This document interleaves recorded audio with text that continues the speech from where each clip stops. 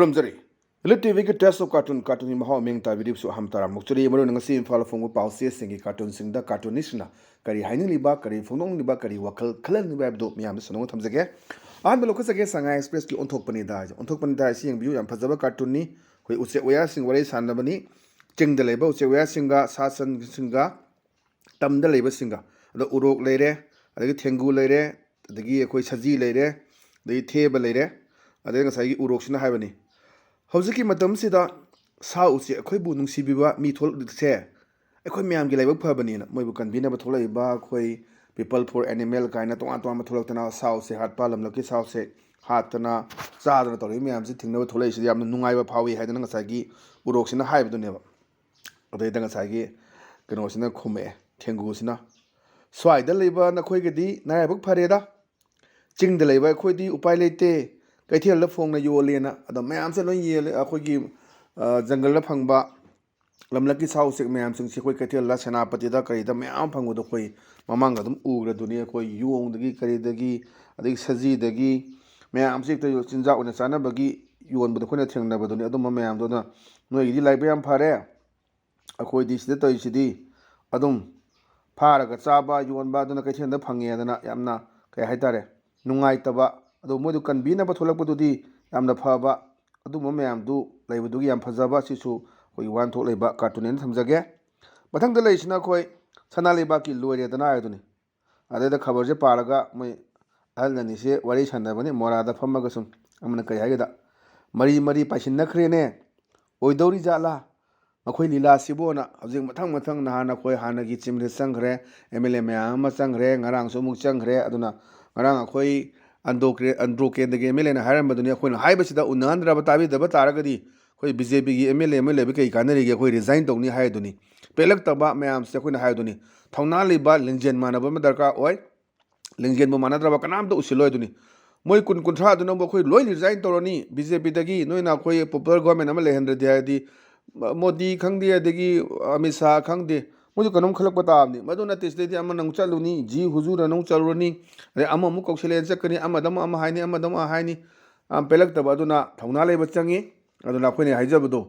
अखोयगी कंगला उत्तरामांगदा अंगौबा मंगा केनगिबदो मी हासि हायब नते मागी sting to लेबदा गावनी साहेब एगी प्रजाना यादरने हारगा मंगा का हाकिबदो मदु निंगजंगबा मथौ ताय अदुना ngasai पाइसेंदरी मैम सिबु ओइदोरी जाला हायदना माना हंगबा अदुगुंबा यामना फजबा अखोयगी कार्टून ने थमजगे मथंग लेसिना कोई पोंगनाफमगी बालो हे दुनी बालो एसिदा यंगबियु डॉक्टर की ओटी रूम थारे साइलेंट जोन तारे डॉक्टर चेन की भी मोंग हंदक से डॉक्टर मैम से खुदों सीब नंग हायगद्रा पेशेंट पार्टी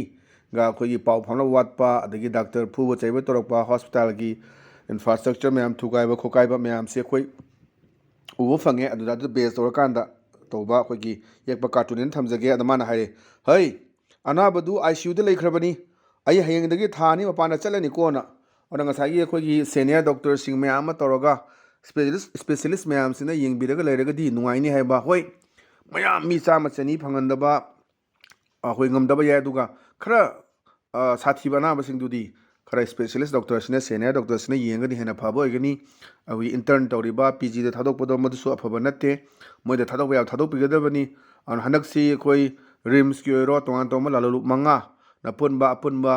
जॉइंट कमिटी अमना यंगथनी हागिबा अदुगा कोई केसीपी की अदुबना ताइबंगाम ग्रुप ना सु यंगथनगनी हागिबा दुना रिम्सी हजि पुरा स्कैनर अमा थालगा लैरिबनी अदु सु मैम थोक्तनबनी और अखोना सुनी डॉक्टर की प्रोफेशनसी यामना रेस्पेक्ट तौबा सेकेंड टू गॉड हाइबा अदगी नर्स के प्रोफेशन दे लैरिबसिंगसी अना यामना मसी दरकार ओइबा पोनी अदुना मानसदे हाइजने देदा मैम से नंग साइ कार्टूनिस्ट को हाय अना उदु आईसी दे लैखरबनी आई हयंगदगी थानी मपाना चलनी कोना याम फजबा सिजु वान थोलैबा कार्टून ने थमजगे मथंग दलेसना खोय खोयलन पाउगी अस लोइरे सिनी आई लंबी जे हेक्ता कंक्रिक चारगा थंबगी सिन्ने द हलनी ने चलकांदा वरी सानबने माना कहेगेदा सिबु लंबी सेम लेबनी हाइने हाइन हजिक मैम जी डेवलपमेंट सिदी पुरा फरंगजाइदा लेरे अदगी सुना कंदा खोय आरसीसी की नेन तौरगा रिजिट कोई पेपवे सेमे कुनु मांगदा अदु क्रैक चलेना तौनैदोनी योट फजना हाकुदवा मखादा एक्सपर्ट सिंगना फोंदोगी मतुंगिना पुरा कोईगी सात हाइबगी मोंगदुनी मखादा योटना तौरगा प्लेट सेमगा फजना ꯍꯩꯒꯗꯕꯅꯤ ꯍꯥꯏ ꯑꯗꯨꯅ ꯌꯣꯠꯇꯨꯁꯨ ꯈꯔ ꯀꯟꯕ ꯃꯔꯨꯑꯣꯏꯅ ꯑꯩꯈꯣꯏ ꯁꯥꯏꯖ ꯂꯩꯔꯤꯕ 12 mm ꯃꯊꯛ ꯁꯤꯖꯤꯟꯅꯒꯗꯕꯅꯤ ꯍꯥꯏꯕ ꯃꯌꯥꯝꯁꯨ ꯂꯩ ꯃꯥꯏ ꯖꯒꯥꯒꯤ ꯃꯇꯨꯡ ꯍꯦꯚꯤ ꯚꯦꯍꯤꯀꯜ ꯆꯠꯄ꯭ꯔꯥ ꯆꯠꯇꯕ꯭ꯔꯥ ꯍꯥꯏꯗꯅ ꯑꯗꯨꯅ ꯑꯩꯈꯣꯏꯒꯤꯗ ꯍꯦꯛꯇ ꯇꯧꯕ ꯀꯣꯏꯂꯥꯁ ꯊꯥꯕ ꯂꯣꯏꯔꯒ ꯅꯨꯃꯤꯠ ꯍꯨꯝꯅꯤ ꯂꯩꯔꯒ ꯑꯩꯈꯣꯏ ꯅꯥꯄꯤ ꯍꯧꯒꯠꯂꯦ ꯍꯥꯏꯕ ꯃꯁꯨꯝꯕ ꯃꯌꯥꯝꯁꯤꯃ ꯊꯣꯛꯄ ꯃꯌꯥꯝ ꯌꯥꯎꯈ꯭ꯔꯕꯅꯤ ꯑꯗꯨꯅ ꯂꯝꯕꯤꯁꯦ ꯀꯃꯥꯏꯅ ꯁꯦꯝꯃꯤꯖꯥꯠꯅꯣ ꯁꯤꯕꯨꯅ ꯍꯥꯏꯕꯗꯨꯅꯦꯕ ꯑꯗꯩꯗ ꯑꯃꯁꯤꯅ ꯈꯨꯝꯃꯛꯑꯦ ꯑꯦꯔꯥ ꯒꯥꯔꯤ ꯌꯥꯡꯅ ꯊꯧꯗꯅꯕ ꯁꯦꯝꯕ ꯑꯣꯏꯔꯝꯅꯤ ꯇꯥꯗꯅ ꯑꯩꯈꯣꯏ ꯒꯥꯔꯤ ꯂꯝꯕꯤ ꯌꯥꯝ ꯐꯖꯅ ꯁꯦꯝꯃꯁꯨ ꯒꯥꯔꯤꯁꯤ ꯀꯟ ꯊꯧꯗꯅ ꯑꯦꯛꯁꯤꯗꯦꯟ ꯊꯣꯛꯄ ꯃꯌꯥꯝ ꯑꯃ ꯌꯥꯎꯈ꯭ꯔꯦ ꯃꯤ ꯃꯆꯪ ꯂꯩꯕ ꯑꯗꯨꯒ ꯃꯁꯛ ꯅꯥꯏꯕ ꯃꯤꯑꯣꯏ ꯀꯌꯥ ꯑꯃꯁꯨ ꯑꯦꯛꯁꯤꯗꯦꯟ ꯊꯣꯛꯇꯅ ꯂꯩꯒꯗꯕ ꯌꯥꯎꯔꯦ ꯑꯗꯨꯅ ꯏꯁꯥꯅ ꯀꯟꯇ꯭ꯔꯣꯜ ꯇꯧꯕ ꯑꯃ ꯗꯔꯀꯥꯔ ꯑꯣꯏ ꯂꯝꯕꯤꯁꯦ ꯐꯔꯦꯅ ꯁ꯭ꯄꯤꯗꯇ ꯊꯧꯒꯟꯕ ꯒꯥꯔꯤ ꯊꯧꯕꯒꯤ ꯅꯤꯌꯣꯝꯁꯦ ꯈꯪꯗꯕꯤꯗ ꯑꯗꯨꯝ ꯁꯨꯝꯕ ꯃꯌꯥꯝꯁꯦ ꯌꯥꯝ ꯊꯣꯛꯑꯦ ꯑꯗꯨꯅ ꯉꯁꯥꯏꯒꯤ ꯂꯝꯕꯤ ꯁꯨꯃꯥꯏꯅ ꯈꯨꯗꯛ ꯇꯧꯔꯒ ꯁꯦꯝꯃꯝꯕꯁꯤꯗ ꯁꯤꯕꯨ ꯀꯔꯤ ꯂꯝꯕꯤ ꯈꯨꯠꯁꯦꯝꯅꯣꯅꯦꯅ ꯍꯥꯏꯕꯗꯨꯅꯤ ꯑꯃꯗꯨꯅ ꯇꯥꯗ ꯃꯣꯏꯁꯤ ꯒꯥꯔꯤ ꯀꯟꯅ ꯊꯧꯕꯗꯨ ꯊꯧꯗꯅꯕꯅꯦꯅ ꯁꯦꯝꯕ ꯑꯣꯏꯔꯝꯅꯤ ꯍꯥꯏꯕ ꯌꯥꯝ ꯐꯖꯕ ꯁꯤꯁꯨ ꯋꯥꯟꯊꯣꯛ ꯂꯩꯕ ꯀꯥꯔꯇꯨꯟꯅꯦꯅ ꯊꯝꯖꯒꯦ ꯃꯊꯪꯗ ꯂꯩꯔꯤꯁꯤꯅ ꯑꯩꯈꯣꯏ ꯅꯥꯎꯔꯣꯟ ꯊꯧꯗꯥꯡꯒꯤ ꯍꯋꯥꯗꯣ ꯂꯩꯔꯥꯡꯗꯣ ꯍꯥꯏꯕꯗꯨꯅꯤ ꯁꯤꯗ ꯃꯇꯩ ꯃꯅꯥꯎꯁꯤ ꯋꯥꯔꯤ ꯁꯥꯟꯅꯕꯅꯤ ꯍꯧꯖꯤꯛꯁꯤ ꯑꯩꯈꯣꯏꯒꯤ ꯅꯤꯡꯉꯣꯜ ꯆꯥꯛꯀꯧꯕ ꯃꯌꯥ ꯅꯛꯁꯤꯜꯂꯛꯄꯒꯤ ꯂꯒꯥꯎ ꯈꯥꯎꯕ ꯑꯩꯈꯣꯏꯅ ꯗꯤꯋꯥꯂꯤ ꯈꯥꯎꯕ ꯍꯥꯏꯗꯣ ꯃꯌꯥꯝꯁꯦ ꯍꯦꯛꯇ ꯈꯟꯅꯕ ꯅꯍꯥꯟꯗꯤ ꯁꯨꯄꯔ ꯃꯥꯔꯀꯦꯠꯇꯒꯤꯗꯤ ꯍꯦꯛꯇ ꯕꯣꯔ ꯂꯥꯏ ꯈꯣꯏꯔꯝꯕꯗꯧꯅ ꯈꯔ ꯏꯟꯅꯕꯅꯤ ꯑꯗꯨꯒꯤ ꯃꯇꯥꯡꯗꯨꯗ ꯕꯦꯁ ꯑꯣꯏꯔꯛꯄꯅꯦ ꯉꯁꯥꯏꯒꯤ ꯑꯩꯈꯣꯏꯒꯤ ꯀꯥꯔꯇꯨꯅꯤꯁꯁꯤꯅ ꯑꯗꯨꯗ ꯃꯥꯏ ꯅꯨꯄꯤꯁꯤꯅ ꯍꯪꯉꯦ ꯀꯗꯥꯏꯗꯅꯣ ꯑꯩꯈꯣꯏꯅ ꯆꯠꯇꯣꯏꯁꯦꯅ ꯑꯗꯩꯗ ꯑꯃꯁꯤꯅ ꯈꯨꯝꯃꯦ ꯂꯒꯥꯎꯗ ꯅꯪ ꯊꯥꯗꯣꯛꯎꯕꯅꯤ ꯑꯗꯨꯕꯨ ꯐꯥꯎꯔꯛꯇ꯭ꯔꯦꯅ ꯅꯍꯥꯟꯋꯥꯏ ꯑꯩꯈꯣꯏꯒꯤ ꯀꯔꯤ ꯁꯥꯟꯅꯕ ꯆꯧꯕꯣꯔ ꯁꯥꯟꯅꯕ ꯍꯥꯏꯕ꯭ꯔꯥ ꯑꯩꯈꯣꯏꯒꯤ ꯀꯩꯅꯣꯗꯒ ꯌꯥꯎꯔꯕ ꯊꯥꯗꯣꯛꯅꯕ ꯃꯌꯥꯝ ꯑꯃ ꯑꯩꯈꯣꯏꯒꯤ ꯃꯍꯥꯚꯥꯔꯠꯇꯒ ꯌꯥꯎꯕ ꯃꯌꯥꯝꯗꯣ ꯑꯗꯨꯝꯕꯒꯤ ꯋꯥꯐꯝꯗꯨꯅꯤ ꯍꯧꯖꯤꯛꯁꯤ ꯂꯒꯥꯎ ꯈꯥꯎꯕꯁꯤ ꯂꯣꯏ ꯇꯧꯅꯔꯦ ꯑꯗꯒꯤ ꯑꯩꯈꯣꯏ ꯂꯥꯏ ꯍꯔꯥꯎꯕ ꯍꯥꯏꯔꯣ ꯑꯩꯈꯣꯏꯒꯤ ꯂꯥꯏ ꯍꯔꯥꯎꯕꯗꯤ ꯅꯠꯇꯦ ꯗꯨꯔꯒꯥ ꯄꯨꯖꯥ ꯑꯗꯒꯤ ꯄꯥꯟꯊꯣꯏꯕꯤ ꯄꯨꯖꯥ ꯂꯥꯠꯄ ꯃꯌꯥꯝꯁꯤ ꯑꯩꯈꯣꯏ ꯃꯌꯥꯝ ꯐꯥꯒꯤ ꯇꯧꯅꯔꯤꯗꯨꯅꯤ ꯗꯨꯔꯒꯥ ꯄꯨꯖꯥ ꯂꯥꯠꯀꯦ ꯍꯥꯏꯅꯕꯨ ꯍꯧꯁꯤ ꯇꯧꯕ ꯋꯥꯅꯤ ꯑꯗꯨꯗꯤ ꯗꯨꯔꯒꯥ ꯄꯨꯖꯥ ꯂꯥꯠꯇꯗꯤ ꯍꯧꯁꯤ ꯇꯧꯗꯁꯨ ꯌꯥꯔꯦ ꯍꯥꯏꯕꯗꯣ ꯑꯗꯨ ꯅꯠꯇꯦ ꯍꯧꯁꯤ ꯇꯧꯒꯦ ꯍꯥꯏꯅꯕꯨ ꯗꯨꯔꯒꯥ ꯄꯨꯖꯥ ꯂꯥꯠꯄ ꯋꯥꯅꯤ ꯑꯗꯣ ꯑꯗꯨꯗꯤ ꯍꯧꯁꯤ ꯇꯧꯔꯗꯤ ꯗꯨꯔꯒꯥ ꯄꯨꯖꯥ ꯂꯥꯠꯇꯁꯨ ꯌꯥꯔꯦꯅ ꯐꯥꯒꯤ ꯇꯧꯅꯕꯗꯨꯅꯤ ꯑꯗꯨꯝꯕꯒꯤ ꯁꯤꯆꯨꯋꯦꯁꯟ ꯂꯩꯕꯁꯤꯗ ꯂꯒꯥꯎꯗ ꯊꯥꯗꯣꯛꯎꯕꯒꯤ ꯃꯑꯣꯡꯅꯤ ꯑꯩꯈꯣꯏꯒꯤ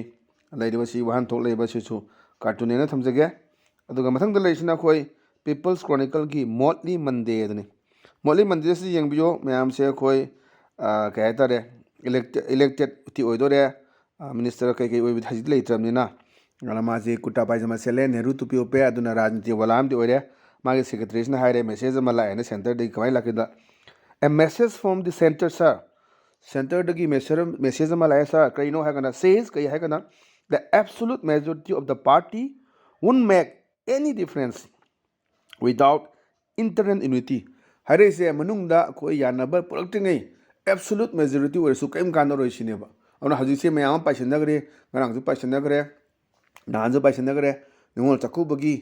ꯈꯨꯗꯣꯜ ꯑꯣꯏꯅ ꯄꯤꯗꯣꯔꯤꯕ꯭ꯔꯥ ꯗꯈꯤꯅꯥ ꯑꯣꯏꯅ ꯄꯣꯄꯨꯂꯔ ꯒꯣꯔꯃꯦꯟ ꯑꯃ ꯊꯝꯗꯣꯔꯤꯕ꯭ꯔꯥ ꯑꯁꯤ ꯃꯌꯥꯝꯅ ꯈꯧꯔꯥꯡꯅ ꯉꯥꯏꯅꯔꯤꯕꯅꯤ ꯌꯥꯝ ꯐꯕ ꯈꯣꯡꯊꯥꯡꯅꯤ ꯅꯤꯡꯉꯣꯜ ꯆꯥꯛꯀꯧꯕ ꯃꯃꯥꯡꯗ ꯁꯔꯀꯥꯔ ꯁꯦꯝꯕꯁꯨ ꯌꯥꯝ ꯐꯔꯦ ꯕꯣꯅꯁ ꯅꯨꯡꯗꯁ ꯄꯤꯊꯣꯛꯇꯅ ꯑꯗꯒꯤ ꯃꯥꯏ salary ꯅꯨꯡꯂꯔꯤ ꯄꯤꯊꯣꯛꯇꯅ D A T A ꯃꯌꯥꯝ ꯂꯩ ꯃꯌꯥꯝꯁꯤ ꯄꯤꯊꯣꯛꯇꯅ ꯇꯧꯔꯒꯗꯤ ꯑꯩꯈꯣꯏ ꯂꯩꯕꯥꯛꯁꯤꯁꯨ ꯍꯔꯥꯎꯗꯣꯏꯅꯤ ꯑꯗꯨꯅ ꯃꯌꯥꯝ ꯍꯥꯏꯅꯕꯗ ꯑꯦꯛꯁꯄꯥꯔꯠꯁꯤꯡꯅ